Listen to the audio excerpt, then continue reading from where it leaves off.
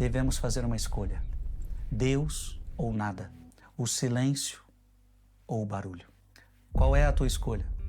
Dedicai-vos mutuamente à estima que se deve em Cristo Jesus. Sendo ele de condição divina, não se prevaleceu da sua igualdade com Deus, mas aniquilou-se a si mesmo, assumindo a condição de escravo e assemelhando-se aos homens. E sendo exteriormente reconhecido como homem, humilhou-se ainda mais, tornando-se obediente até a morte e morte de cruz. Solidão, num contexto de espiritualidade, não é uma solidão negativa. Então, o que é uma solidão negativa? É aquela solidão onde você se sente só, onde você está triste, onde você está angustiado e você se sente sozinho, sem aquele apoio. Solidão no contexto espiritual não tem nada a ver com isso. Claro que quando nós falamos de solidão, nós estamos falando daquela solidão povoada. É aquele processo onde você se retira para se encontrar com Deus. Onde você não está mais na presença de homens, na presença de criaturas, mas você foi buscar o seu Criador. Então isso nós vemos na Sagrada Escritura o tempo todo, com os profetas e com Jesus Cristo, que busca a solidão para encontrar a Deus. E veja, o silêncio está atrelado à solidão. Lembre-se que Cristo morre silencioso na cruz. Jesus não morre na cruz brigando, Jesus não morre na cruz praguejando, Jesus não morre na cruz falando das pessoas, não. Jesus morre em silêncio. E quando solta palavras, são poucas palavras e palavras de vida, palavras de sabedoria. Eu só te peço que te lembres de mim, Senhor, quando entrares no teu reino. Em verdade te digo que ainda hoje estarás comigo no paraíso.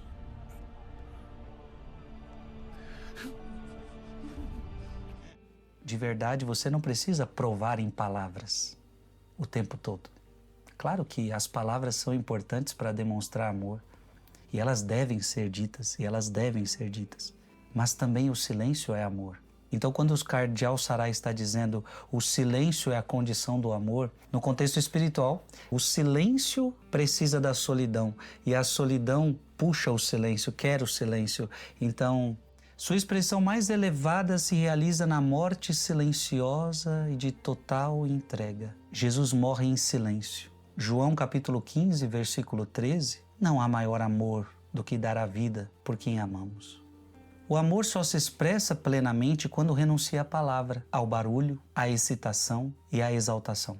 Isso sobrevém como recompensa para quem conseguiu silenciar as antipatias, as paixões, as fúrias do seu coração. Então, olha que bonito, o silêncio do amor.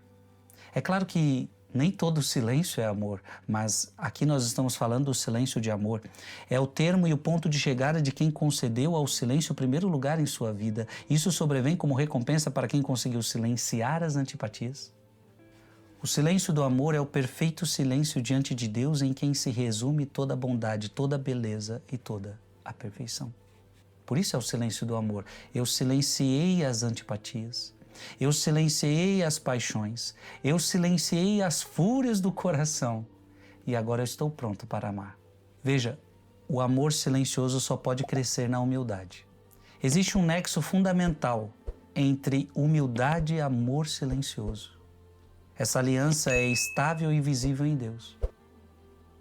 Só quem é humilde pode amar de verdade. O Pai em quem cremos é infinitamente humilde. O Pai é humilde, silencioso, despojado de toda ambição e de prestígio. O nosso Pai é humilde, o nosso Deus é humilde. Diante de tantas acusações, diante de tantas afrontas, diante de tantas coisas, diante de tantas acusações, diante de tudo, diante de tantos tribunais, Ele não abriu a boca.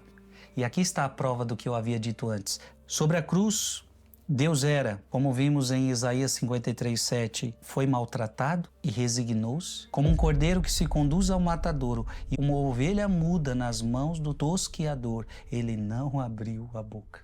Meu Deus, a gente olha para Deus e vemos o nosso Deus é humilde.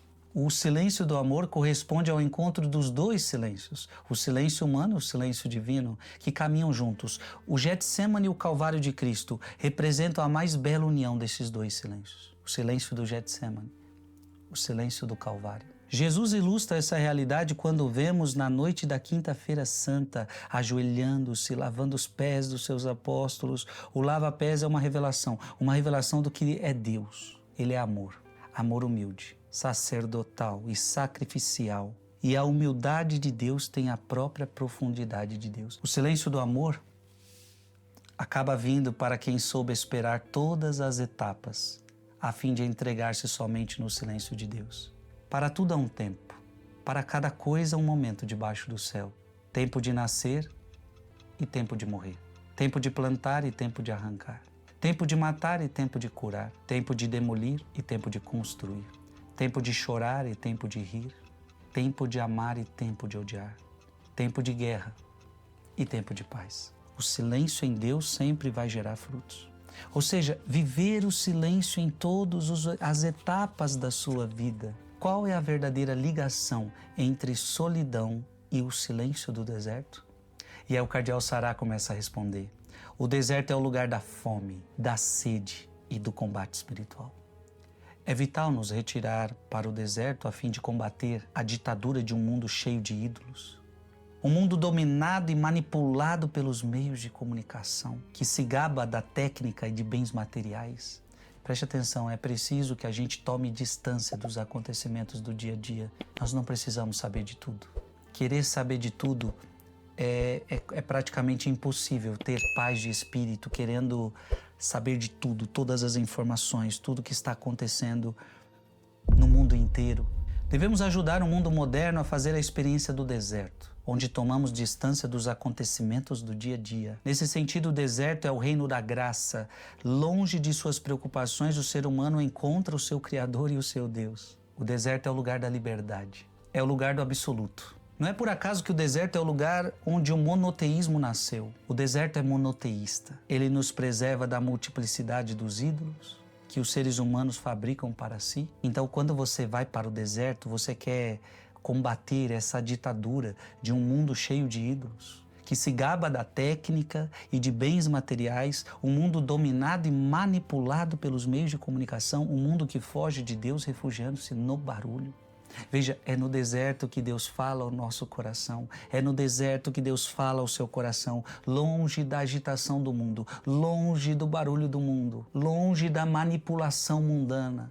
Então, quando eu escuto determinadas coisas que só contaminam minha alma, o silêncio é proteção. Quando eu vejo coisas que só vão contaminar minha alma, o silêncio é proteção. Então, você está entendendo? O silêncio é como um muro que te protege. Porque o que é esse silêncio? Eu não quero ouvir as coisas do mundo, eu não quero ver as coisas do mundo, eu não quero sentir essas coisas do mundo, eu não quero alimentar esses sentimentos do mundo, eu quero Deus. O deserto não é apenas o lugar onde podemos viver a provação física da fome, da sede ou da inteligência ou da indigência total. Grandes coisas começam no deserto, no silêncio, na pobreza. É também a terra da tentação, onde se manifesta o poder de Satanás. Muitas vezes o diabo nos leva para lá a fim de fazer reduzir todos os esplendores do mundo e tentar convencer-nos de que foi um erro ter renunciado a tais coisas.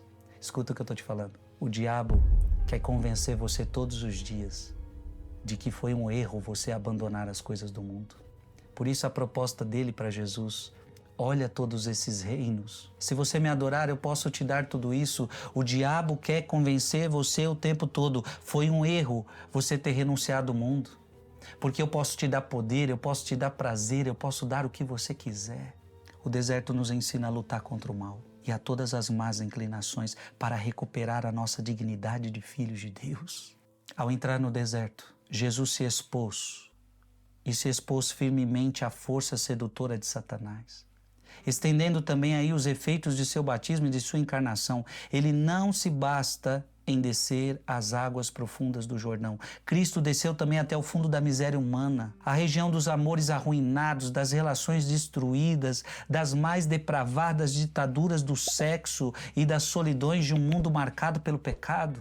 E veja, gente, a gente está falando aqui de deserto interior, não é deserto físico, é deserto interior. São as pessoas que sabem encontrar Deus e orar aonde quer que estejam. Eu encontro Deus no meu deserto interior. Quando for orar, entra no teu quarto, no quarto do teu coração, fecha a porta e ora ao teu Pai em segredo. Uma pessoa que não consegue encontrar Deus dentro de si, ela está perdida. Por que que João Batista foi um homem tão grande? Talvez aqui está o seu segredo. O menino foi crescendo e fortificava-se em espírito e viveu nos desertos até o dia em que se apresentou diante de Israel. E o que João Batista disse para o mundo impactou, que chegou a levar a sua própria morte, de tão forte que era a sua palavra. Foi um homem que buscou a presença de Deus e só depois que fez uma experiência forte com Deus que ele foi testemunhar isso, que ele foi levar isso. Por isso João Batista foi avassalador. O deserto leva ao silêncio e o silêncio nos introduz na mais profunda intimidade de Deus. Mas é absolutamente necessário que alguém viva no deserto ou em um mosteiro para tornar-se contemplativo? E você pode estar dizendo, mas eu preciso então entrar no mosteiro? Claro que não. Claro que alguns têm esse chamado. Mas esse chamado do silêncio, esse chamado do deserto é para você que é casado, esse processo de silêncio, de solidão, é para você que tem grandes empresas, é para você que tem um mundo do trabalho, é para você que faz faculdade, é para você que está no mundo. Sim, porque o que nós estamos propondo aqui? O que o cardeal Sará está propondo? Silêncio interior, deserto interior, afastar-se da agitação do mundo. Então preste atenção, os homens do deserto, ou seja, os homens que têm a coragem de sair deste mundo, de sair do barulho deste mundo, da agitação deste mundo, das coisas mundanas, e encontrar Deus na oração, no silêncio, estes homens são fortes. Essas mulheres são fortes, são poderosos, são impactantes, têm algo a dizer ao mundo. O silêncio faz com que nós tenhamos algo forte para dizer para o mundo. Afastando-nos do alvoroço e do tumulto, cumpre cada um pôr-se à disposição do Deus silencioso que nos espera no deserto profundo do nosso coração. Você está entendendo? Deus espera você no deserto profundo do seu coração. Então todos somos chamados à contemplação, ao silêncio, ao deserto interior, à perfeição do amor e à perfeição da santidade. Se a solidão do deserto fosse absolutamente necessária ao desenvolvimento da contemplação, seria preciso concluir que todos os que não lhe têm acesso ou não puderam suportar seriam incapazes de atingir a santidade e que essa estaria reservada a poucos privilegiados. Ou seja, se eu disser que só os monges podem alcançar o que nós estamos pregando aqui, então eles seriam os privilegiados e só eles poderiam atingir a santidade? Não. A escolha do silêncio é um dom para toda a humanidade. As pessoas que vivem no meio do barulho são semelhantes ao pó varrido pelo vento. Gente, que impressionante. Eu fico impactado com a leitura desse livro. São escravas de um tumulto que destrói a sua relação com Deus. Você está entendendo do que nós estamos pregando aqui? O silêncio é essa poderosa barragem que controla as águas turbulentas do mundo e nos protege do ruído e das distrações de todo tipo. O silêncio é uma barragem que restaura a dignidade humana. Você não pode ser mais escravo de um tumulto, de um barulho que destrói a sua relação com Deus. O que o cardeal Sará está pregando aqui é que o barulho do mundo tem destruído a sua relação com Deus. O mundo com as suas agitações, o mundo com as suas concupiscências dos olhos. Só para você entender isso, abra isso a Bíblia. Você precisa entender que mundo que eu estou falando. Não ameis o mundo e nem as coisas do mundo. O mundo que eu estou falando é esse aqui que está em 1 João, capítulo 2, versículo de 15 a 17. Se alguém ama o mundo, não está nele o amor do Pai, porque tudo que há no mundo, o mundo passa com as suas concupiscências, mas quem cumpre a vontade de Deus permanece eternamente. Preste atenção, este é o mundo que eu prego aqui. Então, quando você vê o Frei Gilson falando de mundo, um pregador, um padre, alguém falando de mundo, é este mundo que a gente se refere. Que mundo, Frei? Porque tudo que há no mundo, o que há no mundo? Concupiscência da carne, concupiscência dos olhos e a soberba da vida. E a Bíblia deixa clara, isso não procede do Pai, mas do mundo. Ao contrário, os amantes do silêncio e da solidão caminham passo a passo em direção a Deus. Assim como os domadores conseguem controlar os leões que rugem, eles sabem romper as espirais infernais do ruído do mundo. Todo ano eu faço um retiro de silêncio de uns 8 dias. Eu fico 8 dias sem falar com ninguém, 8 dias retirado, 8 dias onde só falo com Deus, onde eu só escuto a Deus. É maravilhoso. Já fazem quase 20 anos que eu faço isso, todos os anos. E é interessante porque quando eu fico 8 dias na montanha, em silêncio, sem celular, sem internet, sem nada, quando a gente volta, a gente parece que... Eu vou te falar a minha impressão. Parece que eu tô perdido no mundo. Porque eu fiquei 8 dias sem notícias, eu fiquei 8 dias sem saber o que estava acontecendo. Até a gente se inteirar demora. 8 dias no mundo de hoje, acontece muita coisa. Ou seja, quando você se desconecta, claro que eu estou falando que isso é um retiro, que é um período que acontece, é um desconectar total, você percebe que você é a percepção é que eu sou um ser estranho agora. Mas é interessante, é bonito. Eu aconselho todos fazerem essa experiência. Liga para um mosteiro, aí vocês acolhem a gente para fazer um retiro. Eu queria fazer um retiro de silêncio, eu queria ficar aí em silêncio, orando. Faça uma experiência. Ou às vezes você tem uma fazenda, você tem um sítio, você tem uma casa na roça. Sabe de uma coisa? Eu vou para essa roça, eu vou para essa fazenda e vou ficar lá só eu e Deus. Porque às vezes a gente só pensa no sítio, na casa, só para a festa, só para levar a família, e você pode aproveitar esse bem que Deus te deu para fazer silêncio, para fazer retiro. Mas as pessoas do mundo de hoje, quando ela vê um sítio, quando ela vê um lugar retirado, ela pensa já no churrasco, ela já pensa na festa. Não que não possa fazer isso também, mas você tem que começar a entender que você pode buscar mais silêncio, buscar mais a presença de Deus e aproveitar esses momentos. Devemos fazer uma escolha. Deus ou nada, o silêncio ou o barulho.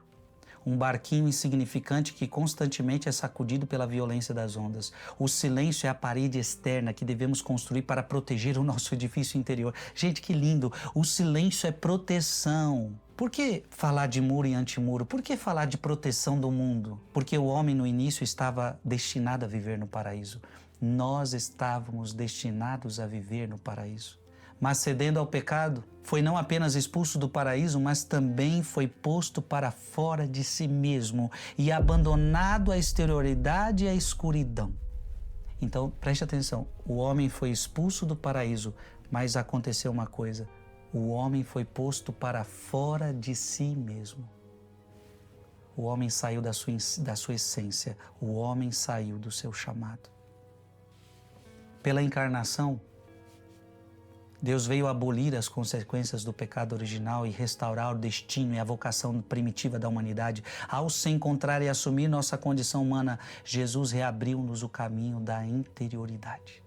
Olha que bonito. Então, quando Jesus veio ao mundo, Ele nos abriu o caminho da interioridade. De alguma maneira, Cristo é a muralha que protege o edifício espiritual que é a igreja. Cristo é a muralha que nos protege. Cristo é a muralha que nos defende.